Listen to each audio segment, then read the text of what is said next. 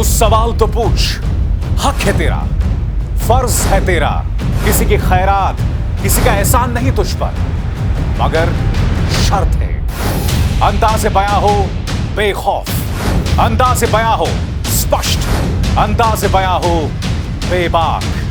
हां, उस लफ्ज को याद रखो, अंदाज़े बयां हो बेबाक, बेबाक।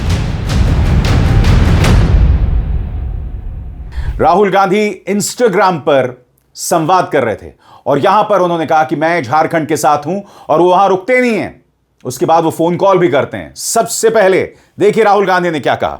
स्टूडेंट्स अपने हक के लिए प्रोटेस्ट कर रहे हैं, प्लीज उनको सपोर्ट करें। देखिए, स्टूडेंट प्रोटेस्ट जो देश में हो रही है, एजुकेशन सिस्टम के खिलाफ हो रही है।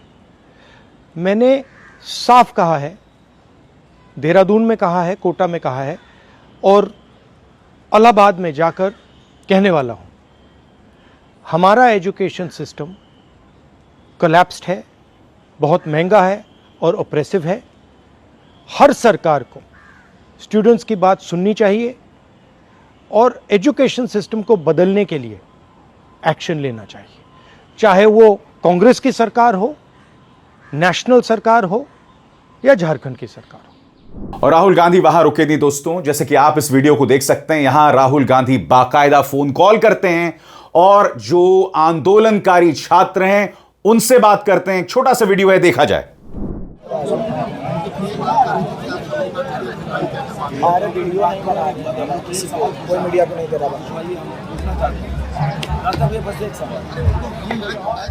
इंतजार कीजिएगा दोस्तों, राहुल गांधी के इस फोन कॉल पर वहां के आंदोलनकारी छात्र क्या कह रहे हैं वो मैं आपको बताऊंगा। और एक नसीहत हेमंत सोरेन सरकार के लिए, ये छात्र हैं, इनकी एक एक मांग वाजिब है, इनके साथ किसी भी तरह की ओवर स्मार्टनेस मत दिखाइए। अगर बातचीत करनी है तो जो मांग की जा रही है उस पर अमल कीजिए। आपने अपने एसडीएम को भेजा, पता चला एसडीएम ने उनसे मुलाकात की, बाद में आकर उनके तेवर बदल गए, ऐसी खबरें आ रही हैं वहां से।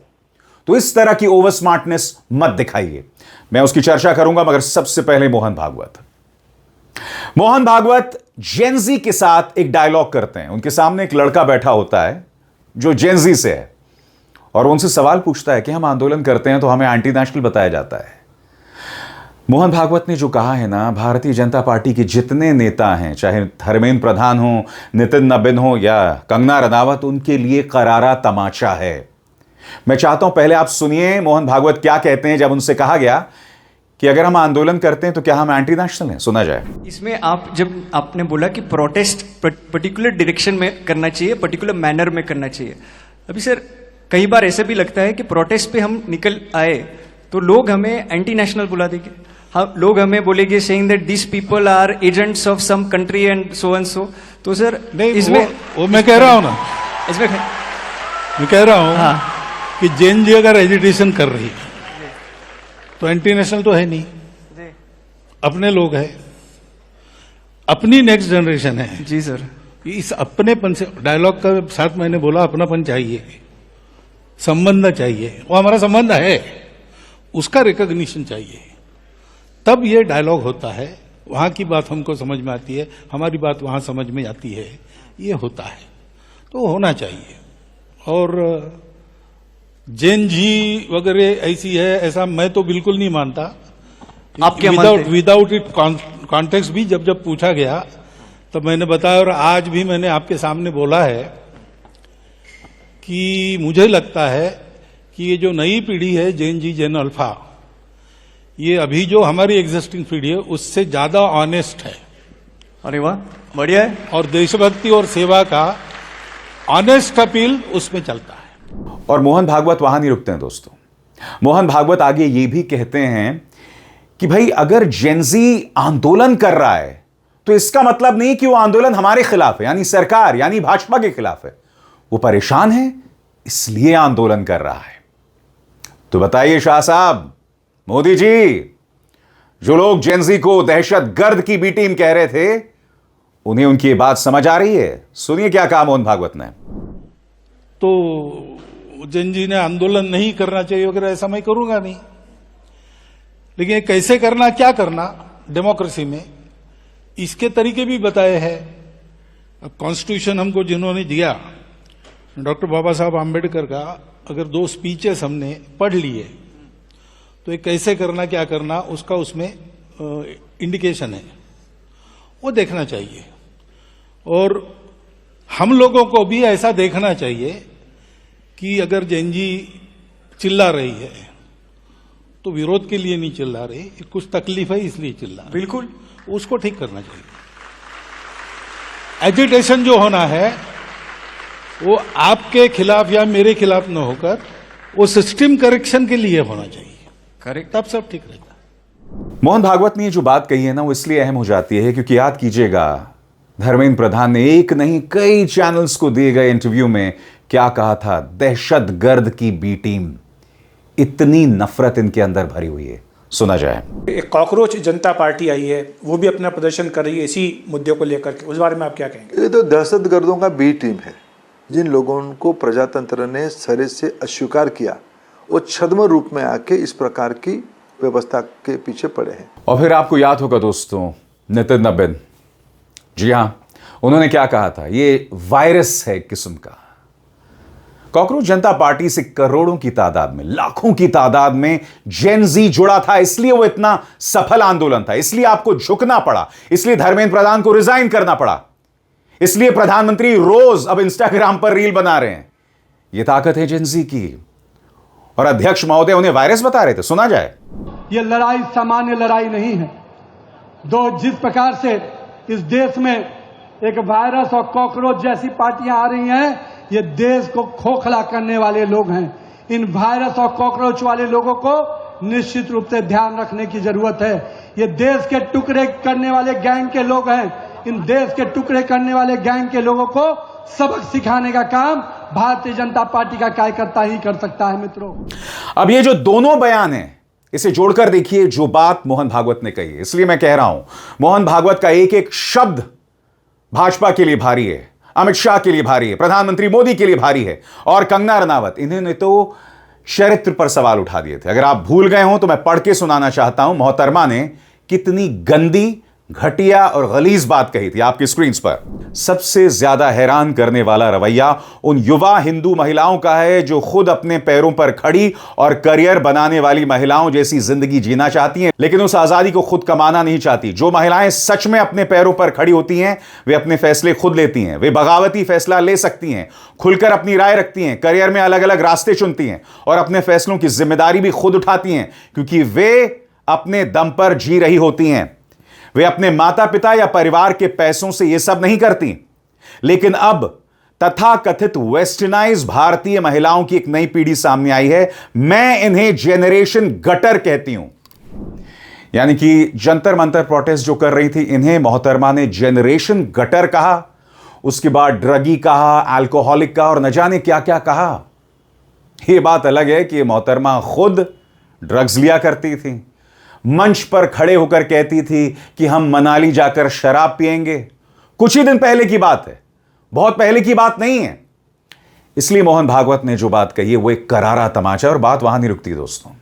याद कीजिएगा जुनैद को कितना परेशान किया था इन्होंने। गाजियाबाद के रहने वाले जुनैद, इनका गुनाह सिर्फ इतना था कि इन्होंने अपने घर से खाना बनाकर वेजिटेरियन बिरयानी छात्रों तक पहुंचाई थी। इन्हें परेशान पुलिस ने किया, फिर यहां झारखंड में आके अंबानी न्यूज चैनल का यह वाहियात पत्रकार कह रहा था कि यहां पर तो मंदिर से खाना आ रहा है, और जंतर मंतर प्रोटेस्ट में जुनैद की बिरयानी आ रही थी। आज जुनैद जंतर मंतर प्रोटेस्ट पर भी मौजूद है। देखिए साहब, वो अपने स्तर पर जो कर सकता है वो कर रहा है। इसीलिए मैं कह रहा हूं कि भाजपा का जो पूरा प्लान था ना झारखंड को लेकर, वो धराशायी हो गया। उनकी कोशिश थी कि इस आंदोलन के जरिए सांप्रदायिक चिंगारी भड़काई जाए। छात्रों का हिंदू मुस्लिम से कोई लेना देना नहीं है, वो सिर्फ अपनी बात रखना चाहते हैं। नौकरियों को लेकर, धांधली को लेकर, भ्रष्टाचार को लेकर वो सिर्फ अपनी बात रखना चाहते हैं।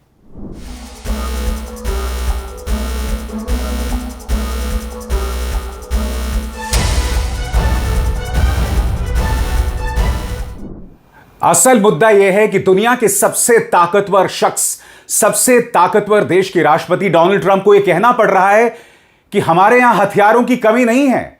हालांकि उसी सुर में वो ये भी कह देते हैं कि हां, कुछ जगहों पर हथियारों की कमी है। मुद्दा यह है कि डोनाल्ड ट्रंप को यह कहना पड़ रहा है कि मेरे और मेरे डिफेंस मिनिस्टर के बीच में कोई मतभेद नहीं है। मुद्दा यह है कि अमेरिकी राष्ट्रपति को यह कहना पड़ रहा है कि हॉर्मूज को लेकर जंग कुछ दिनों में खत्म हो जाएगी।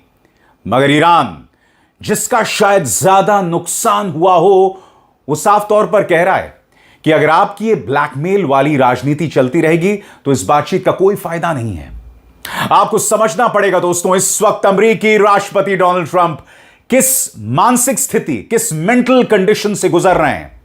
वो एक ही लाइन में कहते हैं कि हथियारों की कोई कमी नहीं, और फिर अंत में जाकर कह देते हैं कि हां, कुछ क्षेत्रों में, कुछ इलाकों में हथियारों की कमी हो सकती है। इस प्रोग्राम को अंत तक देखिएगा, और आप सबसे मेरी अपील, आप में से कई लोग मेरे इस प्रोग्राम को देखते हैं मगर मेरे इस चैनल को सब्सक्राइब नहीं करते हैं, तो साफ है दोस्तों, चैनल को सब्सक्राइब कीजिए और हां, वो ज्वाइन बटन भी दबाइएगा। बड़ी खबर आपके स्क्रीन पर।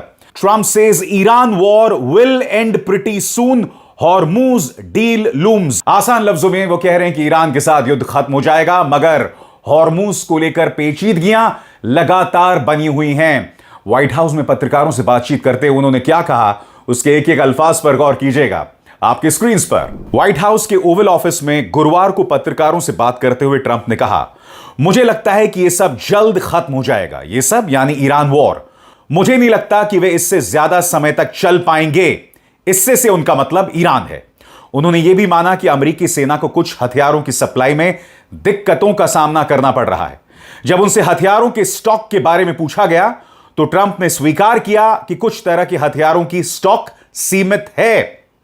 उन्होंने कहा, हमारे पास कुछ तरह के बहुत ताकतवर हथियार हैं जिनकी सप्लाई लगभग अनलिमिटेड है, लेकिन कुछ दूसरे ऐसे हथियार हैं जिनका स्टॉक थोड़ा खत्म हो रहा है। अमेरिकी राष्ट्रपति का यह बात कहना बहुत मायने रखता है, क्योंकि याद कीजिएगा दोस्तों, इससे पहले डिफेंस मिनिस्टर पीट हेग्सेथ, जनरल डैन केन सब कह चुके हैं कि हथियारों का जखीरा कम हो रहा है। मिसाइल इंटरसेप्टर्स कम से कम 80% खत्म हो चुकी हैं।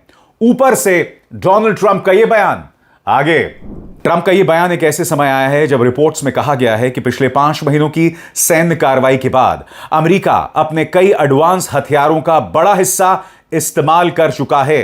इन रिपोर्ट्स के मुताबिक इससे अमेरिकी सेना को अपनी सैन्य काबिलियत की सीमाओं का भी सामना, यानी लिमिटेशंस का भी सामना करना पड़ रहा है। एनालिस्ट का लंबे समय से कहना है कि फरवरी के आखिर में इस्राएल के साथ मिलकर शुरू किए गए अमेरिकी हमलों से ईरान की रक्षा काबिलियत कमजोर होने के बजाय और मजबूत हुई है। उनका कहना है कि इससे अमेरिकी सैन्य ताकत की कुछ कमजोरियां भी सामने आई हैं। ट्रंप का यह जो ताजा बयान आया है, उससे यह सिग्नल मिलता है कि वॉशिंगटन पर लगातार दबाव बढ़ रहा है। इस बीच दुनिया के ऊर्जा भंडार भी, यानी एनर्जी सप्लाईज भी प्रभावित हो रहे हैं, उस पर असर पड़ रहा है, और अमेरिकी सेना को कुछ अहम, खासकर प्रिसिशन गाइडेड हथियारों की सप्लाई बनाए रखने में मुश्किलों का सामना करना पड़ रहा है। और दूसरी तरफ अगर हम ईरान की बात करें तो रशिया लगातार, जैसे ही सीज फायर का ऐलान हुआ, जैसे ही 40 डेज वॉर खत्म हुआ, रशिया ने लगातार सप्लाईज जो हैं वो शुरू कर दी। ईरान बहुत तेजी से अपने वॉर बंकर्स को, जो तबाह हो गए थे 40 दिन के युद्ध में, तमाम उन ठिकानों को जो तबाह हो गए थे 40 दिन के इस युद्ध में, उसे सुधार रहा है। और यह सोच बताता है एक सुपर पावर की, जो रुक नहीं रहा है, जो थम नहीं रहा है। सबसे बड़ी बात, ईरान ने साफ तौर पर कहा है कि देखिए, बातचीत कीजिए मगर इज्जत दीजिए, ब्लैकमेल मत कीजिए। प्रेस टेलीविजन की रिपोर्ट आपके स्क्रीन पर। गालिबाफ, जो कि स्पीकर हैं ईरानी संसद के, वो कहते हैं US strategy of bullying and broken promises has failed.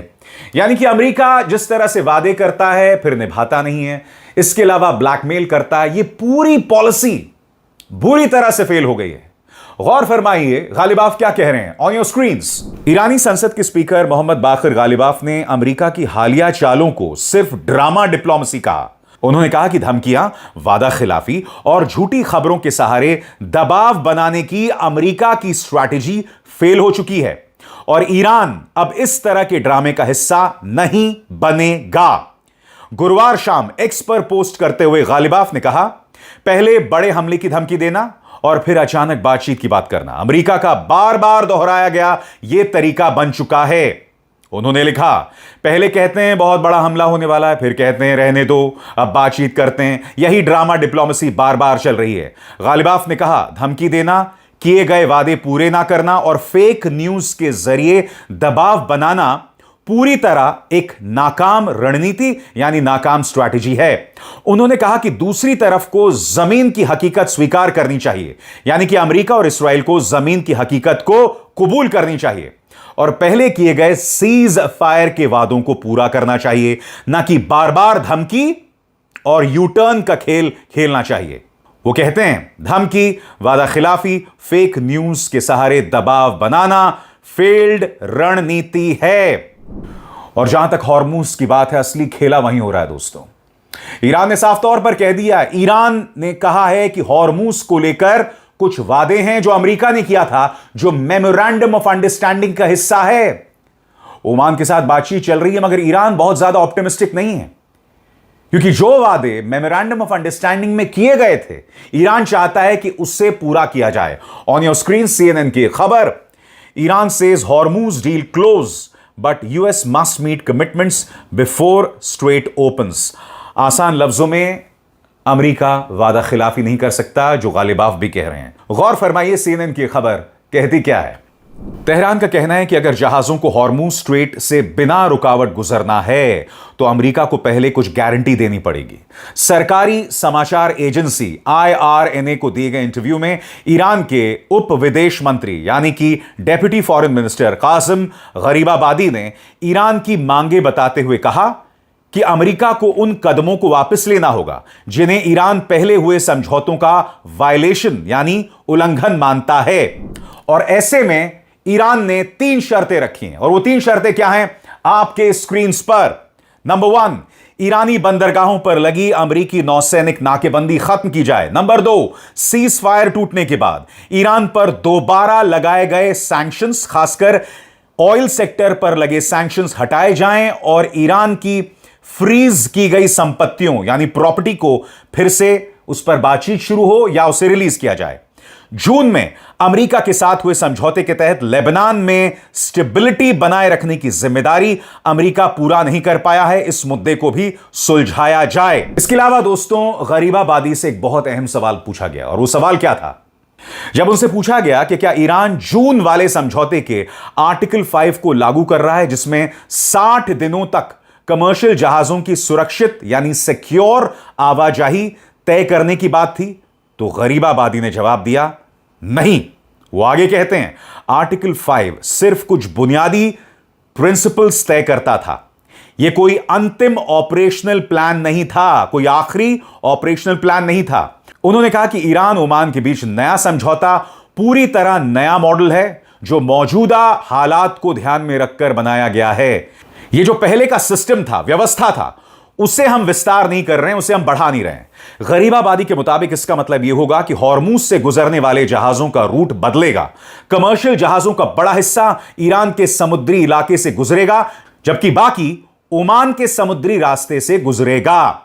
उन्होंने कहा कि यह जो नया समझौता हो रहा है, इसके जरिए हॉर्मूज पर ईरान का कंट्रोल बना रहे, मगर जहां तक फार रीचिंग कॉन्सिक्वेंसेस की बात है, दूरगामी परिणामों की बात करें, तो ईरान लंबे समय तक हॉर्मूज को बंद नहीं करना चाहता।